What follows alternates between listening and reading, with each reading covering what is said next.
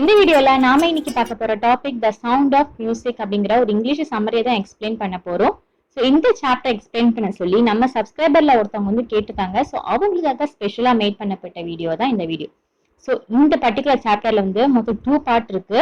So 2 பார்ட்டுமே எதை deal பண்ணி இருக்கு அப்படின்னா music and journey of legendary musician. 2 பேரோட அவங்க கடந்து வந்த வாழ்க்கை, அவங்க 2 பேருமே கிரேட் மியூசிஷியன். ஓகே, மியூசிக்கல் ஃபீல்ட்ல இருக்கிறவங்க. அவங்க யாரு அப்படின்னா எவலின், கிளெனி அண்ட் பிஸ்மில்லா கான்.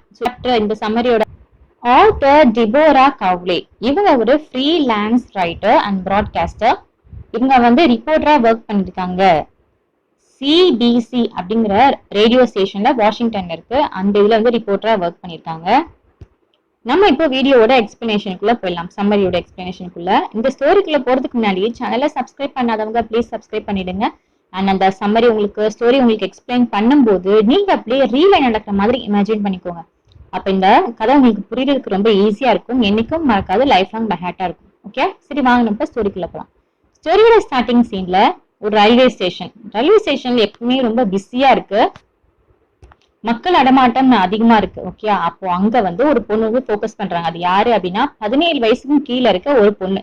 இந்த பொண்ணு பாக்குறதுக்கு ரொம்ப ஒல்லியா இருக்கா, நின்னுட்டு இருக்கா. அவ வந்து இந்த ட்ரெயின் வர்ற அந்த அதிர்வு இருக்கு இல்லையா, வைப்ரேட் ஆகணும் ட்ரெயின் வரும்போது நமக்கு. இந்த வைப்ரேட்டை வந்து உன்னிப்பா கவனிச்சிட்டு இருக்கா. அவ இப்ப எங்க போறா அப்படின்னா ராயல் அகாடமி ஆஃப் மியூசிக். அது எங்க இருக்கு? லண்டன்ல இருக்கு. சோ அங்க வந்து போறா.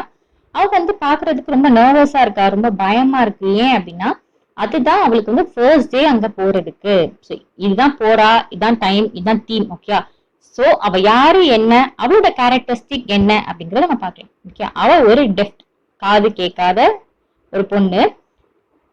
இவளுக்கு காது கேட்காது அப்படின்றதுனால லைஃப்ல வந்து ஒரு பெரிய சேலஞ்சா இருக்கு. அவ பேர் தான் எவலின். இப்பதான் நம்ம ஹீரோயினோட பேரை வந்து இன்ட்ரோடியூஸ் பண்றாங்க. இவ பேர் வந்து எவலின். ஓகே, இவ வந்து ஸ்காட்லாந்து இருந்து வரா. இவளுக்கு 8 வயசா இருக்கும் போது அவங்க அம்மாவுக்கு வந்து தெரிஞ்சு போச்சு இவளுக்கு வந்து காது கேட்கிற திறன் வந்து ரொம்ப கம்மி, ரொம்ப வீக்கா இருக்கு அப்படின்ட்டுன்னு. பட் அவ என்ன செய்வாளாம், அவன் ஃப்ரெண்ட்ஸ் கிட்டயும் டீச்சர்ஸ் கிட்டயும் வந்து தெரியப்படுத்த மாட்டாளாம் எனக்கு காது கேட்கல அப்படின்ட்டு. ஏன்னா எல்லாம் கிண்டல் பண்ணுவாங்க அப்படின்ட்டு மனசுக்குள்ள ஒரு பயம். அதனால ரொம்ப மறைக்க ட்ரை பண்ணுவாலாம், யாருக்குமே தெரியாதான். அப்படி அவங்க லிப் மூவ்மெண்ட் வச்சு, கண்ணை அசைவ வச்சு அவங்க என்ன ஆப்போசிட்ல இருக்கவங்க என்ன பேசுறாங்க அப்படின்னு கண்டுபிடிச்சிருவாளாம் சீக்கிரமா. பட் அது ரொம்ப வருஷத்துக்கு தாக்கி பிடிக்க முடியாது இல்லையா.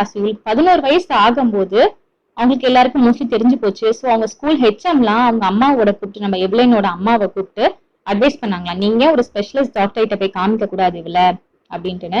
அவங்க அம்மா என்ன சொல்றாங்க அப்படின்னா, என் பொண்ணுக்கு வந்து இந்த கிராஜுவல் நர்வ்ஸ் டேமேஜ், ஒரு காது கேட்கறதுக்கு அந்த நர்வ் இருக்கும்ல, நரம்பு, அது வந்து டேமேஜ் ஆயிருக்கு. ஸோ அதனாலதான் வந்து காது கேட்கல.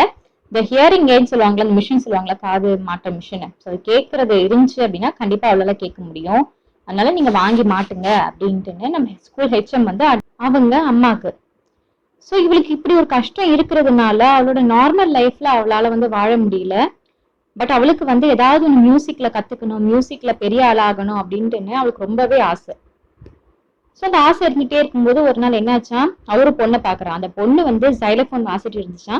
இவளுக்கும் அதை வாசிக்கணும், அதை பத்தி தெரிஞ்சுக்கணும், அதை பத்தி கத்துக்கணும் அப்படின்னு ரொம்ப ஆசையா இருந்துச்சான். அப்போதான் ராக் ஃபாபஸ் அப்படின்ற ஒருத்தவங்களை வந்து எவலின் வந்து மீட் பண்றா. அவர் யாரு அப்படின்னா அவர் தான் டீச்சர். ஓகேவா, ஸோ மியூசிக்லாம் வந்து சொல்லி கொடுப்பாங்க இல்லையா, தாளவாதியாருன்னு சொல்லுவாங்க. ஸோ அவரை மீட் பண்றா. பண்ணும்போது அவருக்கு வந்து தெரிஞ்சிருச்சு, ஓகே இந்த பொண்ணுகிட்ட வந்து நிறைய டேலண்ட் இருக்கு அப்படின்ட்டுன்னு. போயிட்டு எவலின்ட்டு வந்து அட்வைஸ் பண்றாராம், not to listen through your ears. நீ உன்னோட மியூசிக்கை வந்து நீ கத்துக்கணும் அப்படின்னு நினைக்கிற மியூசிக்கை நீ உன்னோட காது வழியா நீ வந்து லிசன் பண்ணணும் அப்படின்னு நினைக்காத, உன்னோட சென்ஸ் வழியா லிசன் பண்ணணும்னு அப்படி நினைச்ச அப்படின்னா ஷுவரா உன்னால மியூசிக் வந்து கத்துட முடியும், நீயும் பிளே பண்ண முடியும்னு சொல்லி அட்வைஸ் பண்ணலாம்.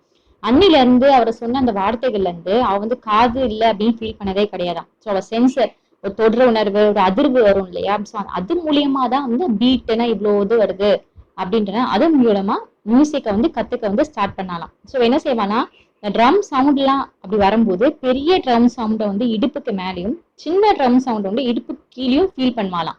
இது ஃபீல் பண்ணும்போது இந்த ரிதமிக் டெம்போ இப்படி இருக்கு அப்படின்ட்டு அதுக்கேற்ற மாதிரி வாசிக்க ஆரம்பிச்சானா எல்லாமே.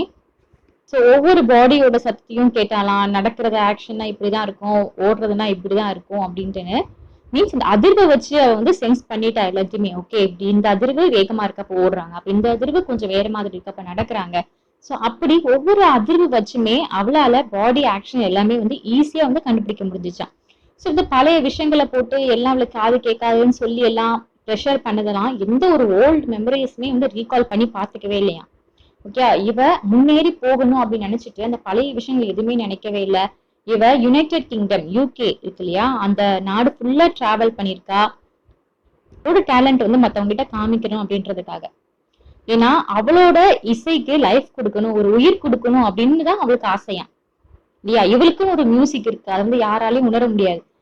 எப்படி காது கேட்காத ஒரு பிள்ளை எப்படி பாடுது, எப்படி அது பீட்டுக்கு ஏற்ற மாதிரி ரிதம்லாம் எப்படி அது ப்ரிப்பேர் பண்ணுது அப்படின்ட்டு. ஸோ இவளோட இதுக்குன்னு ஒரு தனிப்பட்ட மியூசிக், அதுக்கு உயிர் கொடுக்கணும் அப்படின்றதுக்காக என்னெல்லாம் லெவல் இருக்கோ எல்லா இடத்தையும் சுத்தி பார்த்து எல்லா இடத்துலையும் இவளோட மியூசிக் வந்து எக்ஸ்போஸ் பண்ண ஆரம்பிச்சிடலாம் இவளோட டேலண்ட்டை.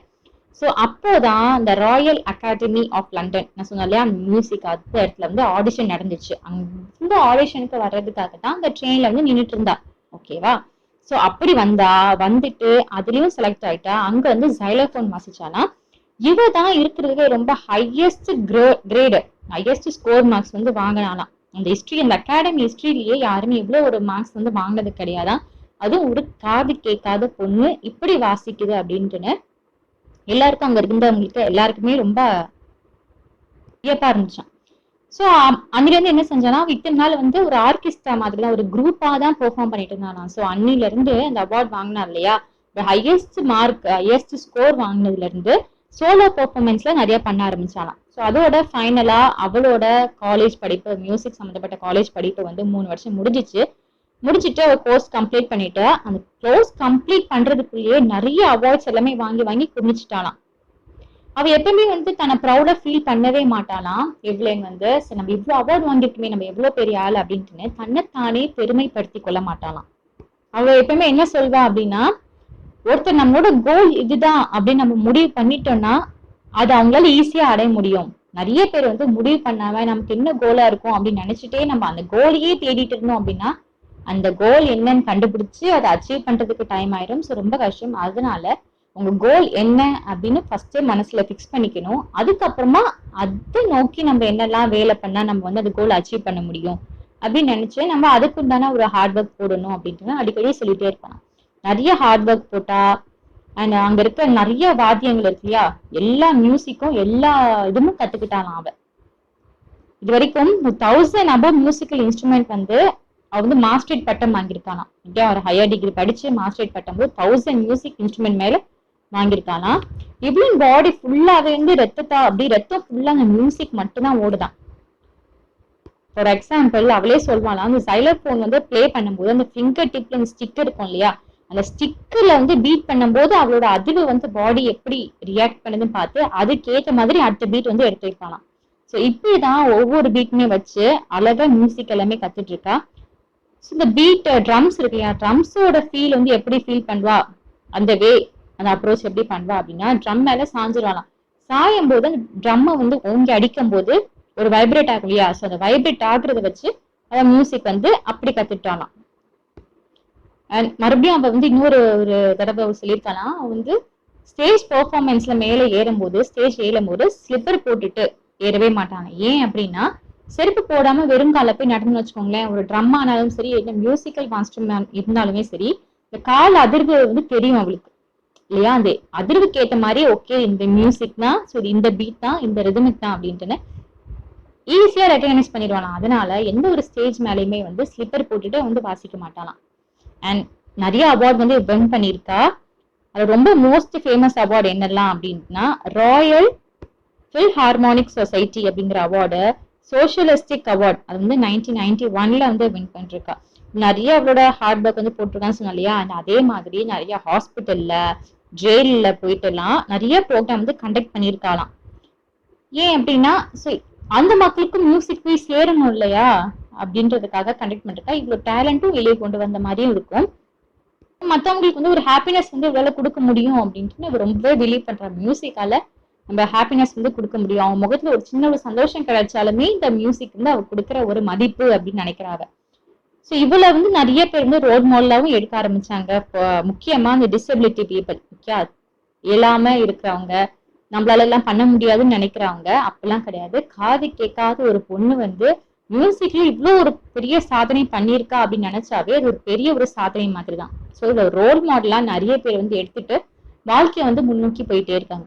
ஓகே, ஸோ இது வந்து ஒரு உண்மை நடந்த கதை தான். ஸோ நம்ம நெக்ஸ்ட் பார்ட் 2 பிஸ்மில்லா கான் அப்படின்ற ஒரு ஸ்டோரியையும் அவர் எப்படி ஒரு மியூசிக் ஃபீல்டுக்கு வந்தாரு அப்படிங்கறத பார்க்க போறோம். இவர் யாருன்னா ஒரு ஷனாய் இருக்கு இல்லையா, அந்த இன்ஸ்ட்ருமெண்ட் வாசிக்கக்கூடியவர் இவர். ஷனாய் அப்படிங்கறது இந்த பிக்சர் போட்டிருக்கேன் இல்லையா, கிட்டத்தட்ட நம்ம சவுத் இந்தியன் இந்த இன்ஸ்ட்ருமெண்ட் நாதஸ்வரம் மாதிரியே தான் இருக்கும். பட் அதுல கொஞ்சம் சின்னதா இருக்கும். ஓகே, நம்ம நாதஸ்வரம் வந்து கொஞ்சம் பெருசா இருக்கும் லென்த்ல, இந்த ஷனாய் வந்து கொஞ்சம் சின்னதா இருக்கும். ஷனாய்க்கு வந்து ஒரு வார்த்தை வரலாறு இருக்கு. அது எப்படி வந்து யாரு டிஸ்கவர் பண்ணாங்க, அது எப்படி வந்துச்சு அப்படின்ட்டு அது குட்டியா ஒரு ரீகேப் போயிட்டு வந்தலாம். நம்ம புங்கை அப்படின்ற ஒரு இன்ஸ்ட்ருமெண்ட் வந்து ஒன்று இருக்கு. நீங்க எல்லாருமே கேள்விப்பட்டிருப்பீங்க, பார்த்திருப்பீங்க, நிறைய படங்கள் வந்து பார்த்திருப்பீங்க. ஃபார் எக்ஸாம்பிள் நிறைய பாம்பாட்டிங்களா இருக்காங்க இல்லையா, ஸ்னேக் சாம்பர்ஸ். ஸோ அவங்க எல்லாம் பாம்பு பிடிக்க மகுடி விடுவாங்க இல்லையா, இந்த மகுடி தான் புங்கை அப்படின்னு சொல்லுவாங்க. இந்த புங்கையிலிருந்து பிறக்கப்பட்டது தான் இந்த ஷெனாய் அப்படிங்கிறது. அதிலே கொஞ்சம் ரீமாடல்லாம் பண்ணி ஷெனாய் அப்படின்ற பேர் வச்சிருக்காங்க. அவுரங்கசீப் ராஜா இருக்கார் இல்லையா, அவரோட அரசவையில வந்து இந்த புங்கை இசை வந்து வாசிச்சாங்களாம். பட் அந்த வாசிக்கிற இசை வந்து அவர் கொஞ்சம் இரிட்டேட் ஆகி கொஞ்சம் மியூசிக்கல் வந்து பிடிக்காம இருந்துச்சு. அந்த அதுல வந்து மியூசிக் வந்து பிடிக்கலையா. ஸோ அங்க இருந்து அவங்க என்ன செஞ்சாங்களாம், அந்த இன்ஸ்ட்ருமெண்ட் கொஞ்சம் ரீஇன்வைட் பண்ணி கொஞ்சம் அவங்க திறமெல்லாம் போட்டு ஒரு பைப் எடுத்து அதுல ஒரு 7 ஹோல் போட்டாங்களாம். ஓகே, ஒரு 7 ஹோல் போட்டு அது ஒவ்வொரு ஹோலையும் க்ளோஸ் பண்ணி ஓபன் பண்ணி மூடி மூடி கையை வந்து வச்சு அதுல இருந்து ஒரு மியூசிக்கல் இசை அழகா வந்துச்சாம். ஸோ அது பாக்குறதுக்கு கேட்கறதுக்கு எப்படி ரொம்ப மெலோடியா தான் இருந்துச்சான். ஸோ அந்த ராஜாக்கு வந்து ரொம்ப பிடிச்சிருந்தது. யாரே நம்ம அவுரங்கசீப் ராஜா இருக்கார் இல்லையா, அவருக்கு ரொம்ப பிடிச்சு போயிருந்தான். ஸோ இனிமே அவர் என்ன சொன்னாரா, எல்லா மங்கள இசைகளையும் சரி நம்ம அரசவையில வந்து என்ன ஃபங்க்ஷன்னாலும் இந்த ஒரு இன்ஸ்ட்ருமெண்ட் ஷெனாய் இன்ஸ்ட்ருமெண்ட் வந்து வாசிக்கப்படணும் அப்படின்னு உத்தரவிட்டாரு. அன்னில இருந்து நம்ம நாதஸ்வரம் எப்படி நம்ம கல்யாணம் கச்சேரி அப்புறம் மண்டபத்துல கல்யாண மண்டபத்துல கோயில் திருவிழாக்கள் எல்லாமே நாதஸ்வரம் இல்லாம இருக்காரு இல்லையா, அதே மாதிரிதான் நம்ம நார்த்தன் சைடு இந்த ஷெனாய் அப்படின்ற ஒரு மியூசிக்கல் வாத்தியம் இல்லாம இசை வாத்தியம் இல்லாம எந்த ஒரு ஃபங்க்ஷனுமே இருக்காதான். சோ அது வந்து ஒரு பாரம்பரியமான ஒரு விஷயம் அப்படின்னு சொல்லிட்டு ஒரு பேர் வாங்கிச்சான். இந்த பாரம்பரியமான விஷயத்த வந்து ஒரு கிளாசிக்கல் ஸ்டேஜ்ல கொண்டு வந்தது யாரு அப்படின்னா அவர் தான் பிஸ்மில்லா கான். சோ இது இவரோட ஸ்டோரி தான் நம்ம பார்க்க போறோம். பிஸ்மில்லா கான் மார்ச் மாசம் 21 1916 அப்போ பீகார்ல ஒரு மியூசிக்கல் ஃபேமிலியில தான் பிறந்தார். அவரோட தாத்தா யாரு, நம்ம பிஸ்மில்லா கானோட தாத்தா வந்து ரசூல் பக்ஸ்கான். இவரு போஜ்பூர் அரசவை இருக்கு இல்லையா, அங்க வந்து ஷெனாய் வாசிப்பாராம். சோ இவரோட அப்பா யாரு, நம்ம பிஸ்மில்லா கானோட அப்பா வந்து பிகம்பர் பக்ஸ். இவரோட ஃபேமிலி மெம்பர்ஸ் எல்லாருமே வந்து ஒரு ஷெனாய் பிளேயர்ல ரொம்பவே ஒரு ஃபேமஸா இருந்திருக்காங்க நம்ம பிஸ்மில்லா கானோட ஃபேமிலி மெம்பர்ஸ். ஸோ இவரும் அந்த ஒரு வருஷாவளியில வந்தவர் தான். நம்மளோட பிஸ்மில்லா கான் இருக்கார் இல்லையா, இவருக்கு 3 வயசா இருக்கும்போது அவரோட தாய் மாமா வீட்டுக்கு ஒரு தடவை போயிருந்தாராம். ஸோ அங்கதான் ஷெனாயை வந்து பிராக்டிஸ் பண்ணலாம். அவங்க மாமா வந்து வாசிச்சு பார்க்கும்போது நானும் வாசிக்கிறேன் அப்படின்ட்டுன்னு. ஸோ அவர்கிட்டதான் ஷெனாயை வந்து வாசி பார்த்து பிராக்டிஸ் பண்ணிட்டு இருந்தாராம் 3 வயசுலயே. ஸோ ஒரு தடவை வந்து அவங்க மாமா வந்து பிஸ்மில்லா கான் வந்து பனாரசி விஷ்ணு கோயிலுக்கு வந்து கூட்டிட்டு போனாங்களாம். ஸோ அங்க வந்து இந்த ஷெனாய் ப்ரோக்ராம் வந்து கண்டக்ட் பண்ணாங்க போல. ஸோ அங்க வந்து நம்ம ஆத்தர் வந்து ஃபர்ஸ்ட் ஆத்தர்ல பிஸ்மில்லா கான் வந்து நம்ம ஃபர்ஸ்ட் வந்து பிளே பண்ணாரு அந்த மியூசிக். இந்த பையன் இவ்வளவு அழகா வாசிக்கானே அப்படின்னு அவரோட இந்த இசை பயணம் அந்த இடத்துல இருந்து ஆரம்பிச்சிருச்சான். ஸோ அதுக்கப்புறமா நிறைய பிளேசஸ்ல பாடியிருக்காரு. லைக் பனாரஸ்ல இருக்க பாலாஜி அண்ட் மங்களா மையா, ஓகே, அந்த ஒரு கோயில்ல கங்கை கயிறுல இவரோட பயிற்சி அமைஞ்சது அப்படின்னு சொல்லிட்டுன்னா ஒவ்வொரு இடத்துலயும் மியூசிக் போய் வாசிச்சு அப்படியே பிராக்டிஸ் பண்ணி சூப்பரா கத்துக்கிட்டாராம். இவருக்கு 14 வயசு இருக்கும்போது பிஸ்மில்லாவோட மாமா வந்து அலகாபாத் இசை நிகழ்ச்சிக்கு அந்த மாநாட்டுக்கு வந்து கூட்டிட்டு போயிருக்காங்க.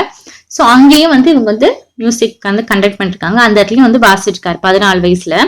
அப்புறம் 1938 லக்னோல இருக்க ஆல் இந்தியா ரேடியோ வந்து அன்னைக்குதான் ஃபர்ஸ்ட் இனாகிரேஷன் ஃபங்க்ஷன் மீன்ஸ் அன்னைக்குதான் ஓபன் பண்ணாங்க. ஸோ அந்த ரேடியோ ஸ்டேஷன்ல வந்து ஃபர்ஸ்ட் இவரோட இசையை வந்து வாசிக்கிறாரு. அது வந்து இவருக்கு ஒரு டேர்னிங் பாயிண்டாவே அமைச்சிச்சு அப்படின்னு சொல்லலாம். அதுக்கப்புறம் 1947 ஆகஸ்ட் 15 அன்னைக்கு நமக்கு வந்து சுதந்திரம் கிடைச்சது இல்லையா. ஸோ அன்னைக்கு வந்து தன்னோட ஷெனாய் இசை மூலம் தேசத்துக்கு வந்து ஒரு சுதந்திரத்தை வாழ்த்தி இந்தியர்களுக்காக ஒரு பாடலை வந்து பாடியிருக்காரு. ஸோ அதுவுமே இவர் ஒரு சாதனையாளர் அப்படின்ற ஒரு அளவுக்கு போட்டுற அளவுக்கு எல்லாருமே வந்து பாராட்டினாங்களாம். நிறைய ப்ரோக்ராம்ஸ் வந்து ஆல் இண்டியா லெவல்ல ஓகே வேர்ல்டு ஃபுல்லா எல்லா இடத்துலயும் கண்டக்ட் பண்ணியிருக்காங்களாம். 2 படத்துக்கு வந்து ஒரு முன்னணி ஹிட்டான படத்துக்கு வந்து 2 படத்துக்கு வந்து இசையமைச்சு கொடுத்திருக்காராம். அமெரிக்கால இருக்க லிங்கன் சென்டர் ஹால் அப்படிங்கிற ஒருத்தர் வந்து ப்ரோக்ராம் வந்து கண்டக்ட் பண்ணாங்க. இந்த ப்ரோக்ராம் கண்டக்ட் பண்ணதுல இவரு தான் இந்தியா சார்பா அழைக்கப்பட்ட ஒரு ஃபர்ஸ்ட் இந்தியனா. இது வரைக்கும் அந்த ஒரு சென்டர் அந்த அமெரிக்கால இருக்க அந்த ப்ரோக்ராம் சென்டருக்கு வந்து எந்த ஒரு இந்தியனும் வந்து ப்ரோக்ராம் கண்டக்ட் பண்ணது கிடையாதான். இவர் தான் ஃபர்ஸ்ட் இந்தியன் அமெரிக்கால போய் இந்த ஷெனாய் வாசிச்சு ப்ரோக்ராம் வந்து தொடக்கி வச்சாலாம். ஸோ இவரோட ஞாபகமா டெக்ரஹா அப்படின்ற ஒரு ஆடிட்டோரியத்துல வந்து இவரோட நேம் தான் வச்சிருக்காங்க. இப்படி ஒருத்தவங்க இருந்தாங்க அப்படின்ட்டு மெமரியா இருக்கணும்ல, அதுக்காக நிறைய அவார்டு வந்து வின் பண்ணியிருக்காங்க. For example Padmabhushan award, Padma Vibhushan award, இது மாதிரி நிறைய தேசிய அவார்டு வின் பண்ணியிருக்காங்க. அப்புறம் 2001ல வந்து பாரத் ரத்னா அவார்டு வின் பண்ணியிருக்காங்க. இவர் எப்பவுமே என்ன சொல்வாரு அப்படின்னா, மியூசிக் வந்து எல்லா இடத்துக்குமே ரீச் ஆகணும், நமக்குள்ளேயே வச்சிருக்க கூடாது, அதனால நமக்கு தெரிஞ்ச விஷயங்கள் எல்லாமே குழந்தைகளுக்கு சொல்லி கொடுக்கணும் அப்படின்னு சொல்லிட்டே இருப்பான். இவர் எல்லா வேர்ல்ட்ல வந்து எல்லா இடத்துலயுமே சுத்தி எல்லா வேர்ல்டையும் சுத்தி பார்த்தாலுமே இந்தியனா இருக்க ரொம்ப பெருமையா இருக்கு அப்படின்னு சொல்லிட்டே இருப்பாராம். உங்களுக்கு இதோட இந்த ஸ்டோரி வந்து முடியுது. உங்களுக்கு வேற ஏதாவது இங்கிலீஷ் சம்மரி வேணாலும் சரி, தமிழ் துணை பாடம் or any subject related questions chapter explain பண்ணலன்னாலும் மறக்காம கமெண்ட் செக்ஷன்ல கமெண்ட் போடுங்க. உங்களுக்காக ஷுவரா நான் வீடியோ போடுறேன். தேங்க்யூ.